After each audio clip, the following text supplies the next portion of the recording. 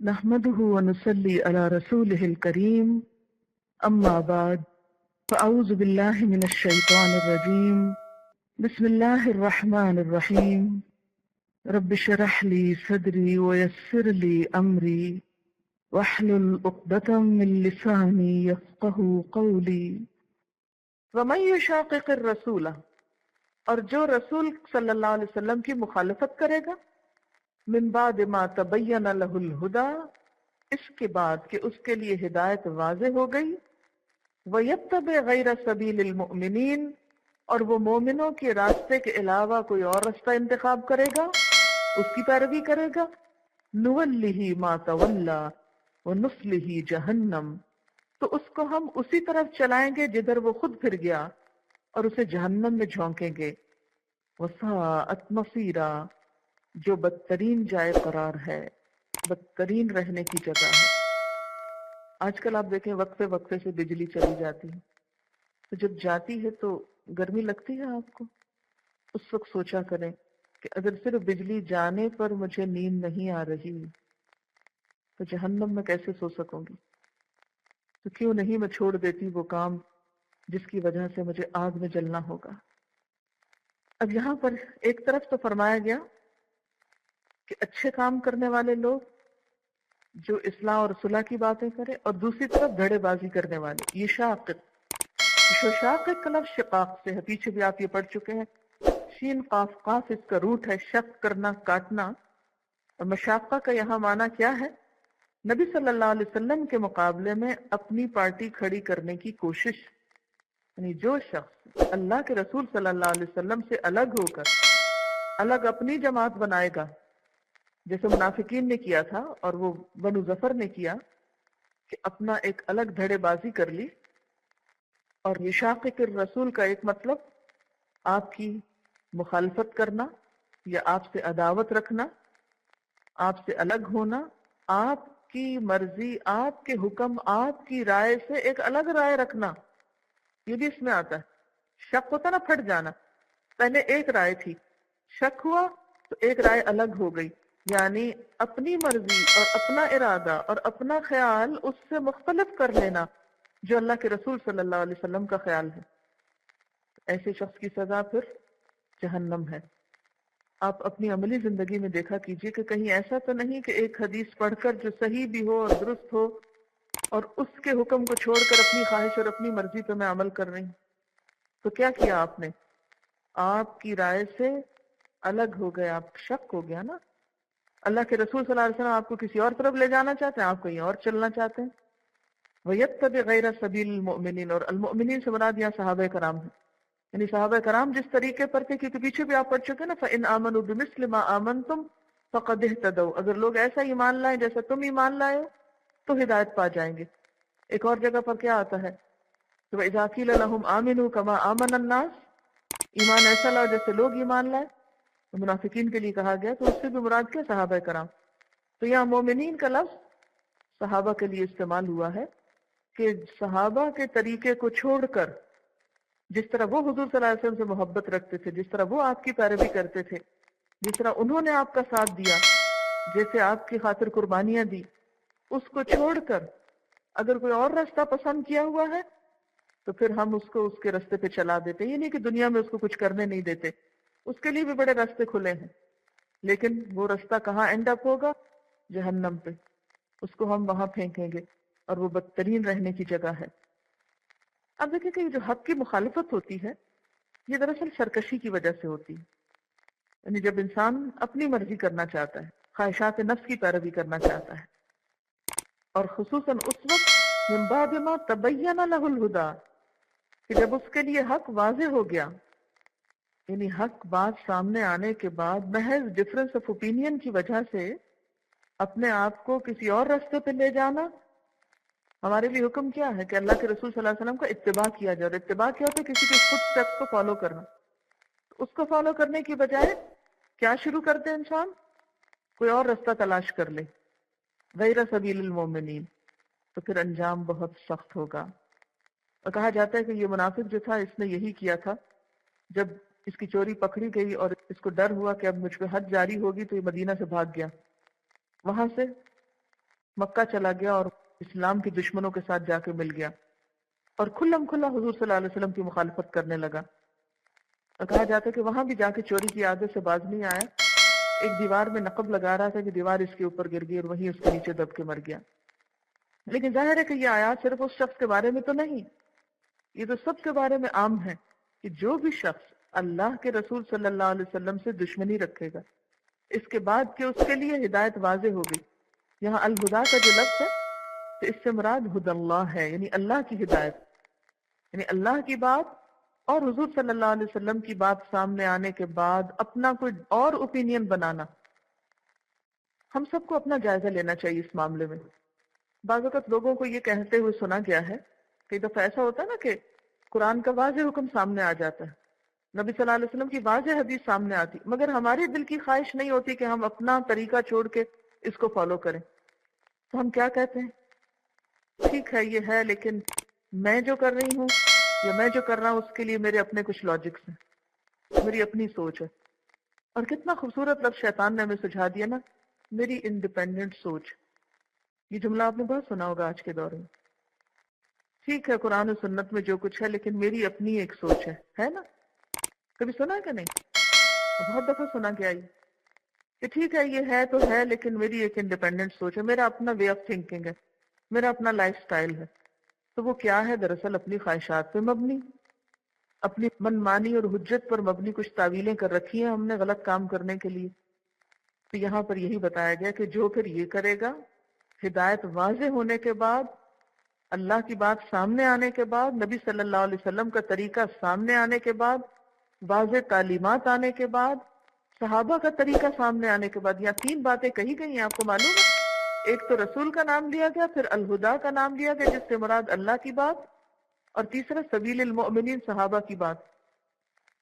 یعنی یہ 3 چیزیں سامنے آنے کے بعد پھر ایک شخص کا نہیں میرا تو اپنا ایک اوپینین ہے اور اپنی ایک لاجک ہے اور اپنی ایک تھنکنگ ہے اور میری انڈیپینڈنٹ سوچ ہے اور میں تو وہ کروں گا جو میری مرضی ہے. تو فرمایا ٹھیک ہے کرو، پھر نولہ ما تولا، ہم اس کو ادھر ہی پھیر دیں گے جدھر وہ جانا چاہتا ہے، اس کو آزادی دیں گے جانے کی، لیکن یاد رکھے کہ وَنُصْلِهِ جہنم، پھر اس کا انجام مومنین کے ساتھ نہیں ہوگا بلکہ کہاں ہوگا؟ نُصْلِهِ جہنم وَسَاءَتْ مَصِيرًا، اور وہ بدترین ٹھکانہ ہے. اب آپ دیکھیے کہ قرآن پاک کی ایک اور آیت میں بھی آتا فَلَمَّا زَاغُوا أَزَاغَ اللَّهُ قُلُوبَهُمْ، جب وہ ٹیڑے ہوئے تو اللہ نے ان کے دل ٹیڑے کر دیے. یعنی یہ اللہ تعالیٰ کی طرف سے ایک سزا بھی ہوتی کہ جو شخص دین پہ نہیں چلنا چاہتا اللہ تعالیٰ اس کا دل ٹیڑھا کر کے اسے اسی میں مطمئن کر دیتا ہے. کبھی آپ نے دیکھا کہ کوئی کافر اپنی زندگی سے غیر مطمئن ہو؟ نہیں، وہ اپنے لاجک میں بڑے مطمئن ہوتے ہیں. جو دہریے ہیں، ایتھیسٹس ہیں، جو خدا کو نہیں مانتے، جو رسول کو نہیں مانتے، جو دنیا کے دیگر مذاہب ہیں وہ اللہ اور اس کے رسول کی بات نہیں مانتے، تو آپ کا کیا خیال ہے کہ وہ سب کسی بے چینی کا شکار ہے یا وہ مطمئن نہیں ہے؟ نہیں، وہ اپنی غلطی پر بھی مطمئن ہو جاتے ہیں. نُوَلِّهِ مَا تَوَلَّى، وہ جدھر جانا چاہتے ہیں ہم ان کے لیے وہی رستے آسان کر دیتے ہیں، اسی پہ ان کی تسلی ہو جاتی. لیکن پھر جب آنکھ کھلے گی، ہوش آئے گا، تو پھر ریپینٹنس کا وقت نہیں ہوگا، توبہ نہیں ہو سکے گی. مثلا بہت سے لوگ جیسے چوری سے، رشوت سے، غلط طریقے سے مال کماتے، جب ان سے کہا جائے تو کہتے ہیں ہماری تقدیر میں یہ لکھا، ہمیں حلال طریقہ ملا ہی نہیں. اب بات یہ ہے کہ اس نے حلال پہ صبر نہیں کیا، حرام جلدی ملنے لگا تو وہ اسی رستے پہ چل پڑا. اور پھر آپ دیکھتے ہیں کہ چوری کرنے کے بعد ایسی بے حسی طاری ہوتی کہ کچھ عرصے کے بعد وہ چوری پہ بھی اس کو خوشی ہونے لگتی. آپ نے دیکھا ہوگا کہ بعض لوگ غلط کام کر کے ندامت کی بجائے، شرمندگی اور پشیمانی کی بجائے اس پہ الٹا خوش ہوتے ہیں. چوری اور اوپر سے سینہ زوری، یہ کیسے ہوتا ہے؟ اسی وجہ سے ہوتا ہے نا. یعنی گناہ کی بھی ایک جھجک ہوتی ہے نا، جیسے حضور صلی اللہ علیہ وسلم فرمایا کہ اذا لم تستحی فاصنع ما تشاء، جب تم میں حیا نہیں تو جو چاہو کرو. پھر انسان اسی رستے پہ چل پڑتا ہے اور اسی میں اس کو اتنا لطف آنے لگتا ہے کہ وہ کہتا ہے یہی جنت ہے میری. اس کے لیے تو ایسی ایسی لاجک سوچی ہوئی ہے لوگوں نے، ایسی ایسی باتیں گھڑی ہوئی ہیں کہ آپ اس کی ایک پوری لسٹ بنا سکتے ہیں کہ اپنے اپنے غلط کام کی لوگوں نے کیا کیا تعویلیں گھڑ رکھی. جبکہ صاف پتہ چلتا ہے، مثلا نماز نہ پڑھنے والوں کے پاس ہے کوئی دلیل؟ وہ کہتے ہیں ہاں ہاں دیکھے ہوئے نماز پڑھنے والے کیا کرتے ہیں. جھوٹ بولنے والے کیا کہتے ہیں؟ آج تو سچ کا دور ہی نہیں. رشوت دینے والا سمجھتا ہے کہ رشوت کے بغیر گزارا ہی نہیں. اب भूखे तो नहीं मर सकते ना, गैरों से खाना है। आप देखिए कि कोई भी गलत काम करने वाला डट के जब गलत काम करता है, जब उसमें बेहिसी तारी हो जाती है, तो वो दरअसल इसी आयत के मिसदाक नुवल्लिही मा तवल्ला, जिधर वो जाना चाहता है अल्लाह उसी में रास्ते आसान कर देता है। ये मौजू बहुत वसी है, सोचिए इस पर। ये बहुत अहम आयत है कुरान पाक की। इन्नल्लाह ला यगफिरु अन युशरक बिही। अब शिर्क की बात आ गई। शिर्क के लिए भी लोगों ने बड़ी तावीलें और दलीलें सोच रखी, और वो भी बड़े मुतमईन है अपनी जिंदगी में। और आप देखें कि आपके नेबर्स में बहुत सारे ऐसे लोग उसके लिए लोगों को जला रहे हैं, मार रहे हैं और क्या क्या जुल्म ढा रहे हैं, क्योंकि वो समझते हैं हक पर हम ही हैं। क्योंकि उस खुद साख्ता हक के लिए वो इंसानों को जिंदा जलाने में भी दरेग नहीं कर रहे, उसको भी बुरा नहीं समझते। इन्नल्लाह ला यगफिरु अन युशरक बिही, बेशक अल्लाह नहीं बख्शेगा कि उसके साथ शिर्क किया जाए, उसके साथ किसी और को शरीक ठहराया जाए। व यगफिरु मा दून ज़ालिका लिमन यशा, और बख्श देगा इसके अलावा जिसके लिए चाहेगा। हर एक के लिए गारंटी नहीं, जिसके लिए वो चाहेगा। वमन युशरिक बिल्लाह, और जो अल्लाह के साथ किसी को शरीक ठहराएगा, फक़द दल्ल दलालन बईदा, तो वो दूर की गुमराही में निकल गया। यहाँ गुमराही के बाद बईद का लफ्ज क्यों आया? यानी भटकने में भी इतना दूर चला गया कि वापसी मुश्किल हो गई। क्योंकि जब आप गलत रास्ते पे जरा आगे निकल जाते हैं तो आप क्या चाहते हैं, उस वक्त पलटना या आगे ही जाना? इंसान कहता है ना, अच्छा अब भूल गए तो चलो अब ड्राइव करके घर को चलते हैं, छोड़ो जहाँ जाना था वहां नहीं जाते, अब आगे जो निकल आए, अब कौन पीछे पलटे और वापस जाए, इसी में टाइम चला जाएगा, एंजॉय करते हैं। तो ये इंसान की एक नफ्सियात का जिक्र है यहाँ पर, कि बसा औकात इंसान क्या करता है, जब गलत रास्ते पे पड़ता है उसको उसी में लुत्फ आने लगता है, फिर उसमें बहुत दूर निकल जाता है, इतना कि उसको वही इत्मीनान और सुरूर मिलता है और वो पलटना ही नहीं चाहता। फिर तौबा और मुश्किल हो जाती कि अब इतने गुनाह कर लिए, अब तो जहन्नम वाजिब हो गया, मुझे क्या करना है। और इसमें सबसे बड़ा गुनाह शिर्क है, जो इंसान की डायरेक्शन मोड़ देता है किसी और तरफ, क्योंकि गैर अल्लाह की तरफ इंसान मुतवज्जे हो जाता है ना, फिर तो पूरी जिंदगी का नक्शा उलट जाता है। इसलिए शिर्क को दलालम बईदा कहा गया। इन यदऊन मिन दूनिही इल्ला इनासा, वो अल्लाह को छोड़कर देवियों को माबूद बनाते हैं, उनको पुकारते हैं। यदऊना का लफ्ज अगरचे दुआ के लिए इस्तेमाल होता है, लेकिन इससे मुराद इबादत भी ली जाती है। तो एक माना यह होगा कि वो देवियों से दुआएं मांगते हैं, देवियों को पुकारते हैं, और दूसरा माना क्या होगा, वो देवियों की इबादत करते हैं। इनास का लफ्ज जो है उनसा से है। उनसा अरबी लुगत में कहते हैं नर्म व नाजुक और ढीली ढाली चीज, लेकिन इसका मारूफ इस्तेमाल औरत के लिए है, क्योंकि औरत के अंदर भी लचक और नरमी और ये तमाम चीजें होती। तो अरबों ने अपने बातिल माबूदों के लिए इनास यानी मुन्नस लफ्ज तलाश कर रखे थे। और जैसा कि आप जानते हैं कि अहले मक्का फरिश्तों को खुदा की बेटियां कहते, नऊजुबिल्लाह, शिर्क करते और उन्हें पूजा करते थे। इसी तरह उन्होंने अपने बुतों के नाम भी औरतों के नामों पर रख रखे थे, जैसे लात, उज्जा, मनात, नाइला। ये सब इनास के नाम थे, यानी औरतों के नाम थे। और वैसे भी अगर देखा जाए तो उनकी अकल मारी हुई थी कि वैसे तो कहते थे औरत कुछ नहीं कर सकती, और फिर बुतों को उन्होंने मर्दों की बजाय देवियां बना रखा था, जिनके सिर्फ लाड ही हो सकते थे, बाकी तो वो कुछ करने के काबिल नहीं थे, लेकिन अकल से काम नहीं लेते थे। फरमाया कि वइन यदऊना, और नहीं वो पुकारते। यहाँ इन का तर्जुमा नहीं किया जा रहा है, क्यों? इसलिए कि इसके बाद इल्ला आ रहा है। और नहीं वो पुकारते, नहीं वो पूजते, इल्ला मगर, किसको? शैतानन, शैतान को। कौन शैतान? मरीदा, सरकश। मरीद का एक माना सरकश है और दूसरा माना हर खैर से खाली। मरदा का माना होता है खाली होना, यानी बज़ाहिर यूं नजर आता है कि वो देवियों को पूज रहे हैं, हालांकि दरअसल वो शैतान के पैरोकार हैं, क्योंकि शैतान ने उन्हें इस रास्ते पर डाला है। और बुतों की इबादत दरअसल शैतान की इबादत है। یہ تو اہل عرب کے مشرکین کا حال تھا، دور جاہلیت کی بات تھی، لیکن آج بھی اگر آپ دیکھیں تو بہت سے لوگ شیطان کے پجاری بنے ہوئے ہیں۔ عملی زندگی میں تو بہت سے لوگ اس کی پیروی کرتے ہیں، لیکن کچھ لوگ بطور خاص اسے معبود مان کر بھی اس کی عبادت کرتے ہیں، جنہیں ڈیولز ڈسائپل کہا جاتا ہے۔ ایسے کلٹ بنے ہوئے ہیں جہاں شیطان کی باقاعدہ ورشپ ہوتی ہے، اور کہا یہ جاتا ہے کہ اس تنظیم میں بڑے بڑے انٹلیکچوئل شامل ہیں۔ سٹینک ورسز بھی لکھی گئی، یاد ہوگا آپ کو۔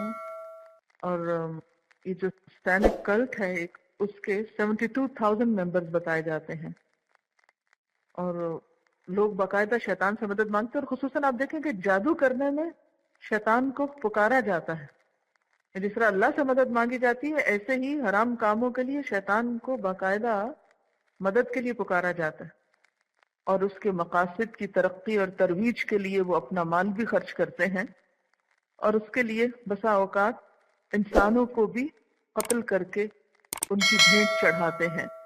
یہ پورا ایک آرٹیکل ہے، کہتے ہیں کہ آج سے چند سال پیشتر امریکہ کے معروف ٹیلی ویژن پروگرام ڈانا ہوشو میں ایک معروف کمپنی کے پریزیڈنٹ کا انٹرویو ٹیلی کاسٹ کیا گیا، جس میں پریزیڈنٹ نے اس وقت یعنی ٹیلی ویژن پر برملا بات کی کہ ہم شیطان کے پجاری اور شیطانی گروہ کے باقاعدہ رکن ہیں، اور ہمارے منافع کا بڑا حصہ شیطانی گروہ کی ترقی اور ترویج کے لیے استعمال ہوتا ہے۔ کہ کس نے کہا تھا نا، میں تیرے بندوں میں سے ایک مخصوص حصہ لے لوں گا۔ کہتے ہیں کہ ان لوگوں نے میامی میں ایک اوریا شہر بھی آباد کیا ہے جو شیطانی مذہب کی ملکیت ہے۔ مذہبی شہر ہوتے ہیں نا مختلف، تو ان لوگوں کا بھی ایک ایسا ہی شہر ہے، اور کہتے ہیں کہ اس میں جتنے بھی لوگ رہتے ہیں مرد و عورت، ان کے اوپر لباس نام کی کوئی چیز نہیں ہوتی، کیونکہ شیطان نے سب سے پہلا کام کیا کیا تھا، انسان کا لباس اتروایا تھا۔ آگے انشاءاللہ آ رہا ہے 8ویں پارے میں۔ اور شیطانی گروہ کی مختلف رسومات بھی ہوتی ہیں۔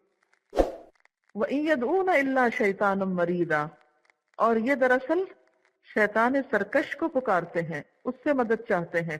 کون ہے یہ شیطان؟ لعنہ اللہ، اس پر لعنت کی ہے اللہ نے۔ لعنت کا کیا معنی ہوتا ہے؟ لعنت کا معنی ہے اللہ کی رحمت سے دور ہونا۔ تو چونکہ شیطان نے اللہ کی نافرمانی کی تھی، اس لیے وہ اللہ کی رحمت سے دور ہو گیا۔ وقال، اور اس نے کہا تھا، کیا کہا تھا؟ لَأَتَّخِذَنَّ، البتہ میں ضرور بناؤں گا، ضرور لے کر رہوں گا، من عبادک، تیرے بندوں میں سے، یعنی انسانوں میں سے، کیا لے کر رہوں گا؟ نصیباً، ایک حصہ، مفروضہ، فرض کیا ہوا، یعنی مقرر، طے شدہ، انسانوں میں سے ایک طے شدہ حصہ لے کر رہوں گا۔ کس کے لیے لے کر رہوں گا؟ اپنی اطاعت کے لیے، انہیں اپنے پیچھے لگا لوں گا، اور پھر اپنے ہی ساتھ جہنم میں لے جاؤں گا۔ وآخر دعوانا ان الحمد للہ رب العالمین۔ سبحانک اللہم وبحمدک، اشہد ان لا الہ الا انت، استغفرک واتوب الیک۔ السلام علیکم ورحمۃ اللہ وبرکاتہ۔